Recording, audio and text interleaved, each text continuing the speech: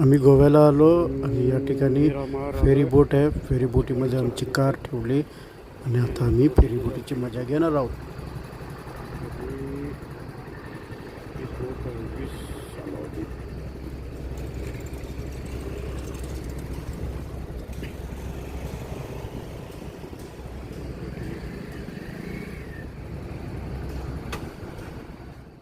फेरी बोटमध्ये आम्ही कार जी पार्क केली आतमध्ये आणि या ठिकाणी आम्ही सर्व कारमध्ये आहोत आणि आम्ही बाहेर पण आहोत.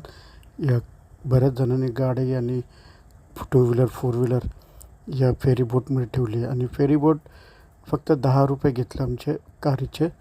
बाकी माणसांचे पैसे घेत नाहीत आणि या बाजून ते त्या बाजूपर्यंत आम्हाला असं फेरी बोटीने जावं लागतं.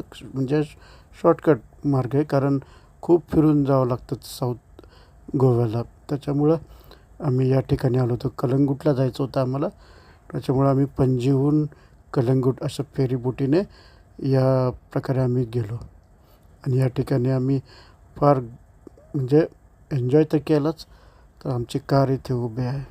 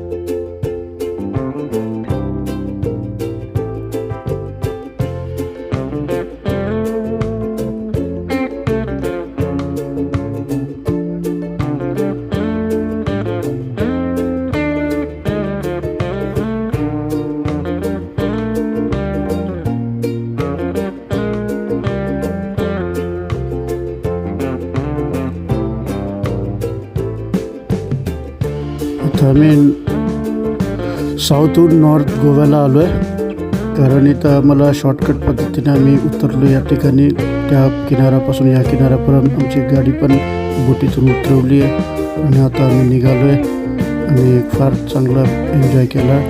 आणि मग आम्ही या ठिकाणी येऊन अगवाद फोर्टला आलेलो आहे.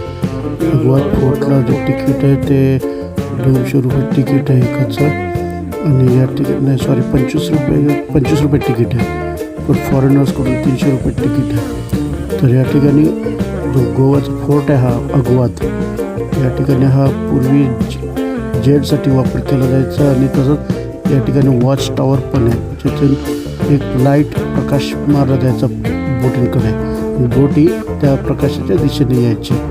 तर हा इतिहास आहे या ठिकाणी आणि पोर्तुगीजांच्या काळातला हा किल्ला आहे. या किल्ल्यामध्ये बरंच काही रिस्टोरेशन केलेलं आहे. हा तो वॉच टॉवर दिसतोय पासून.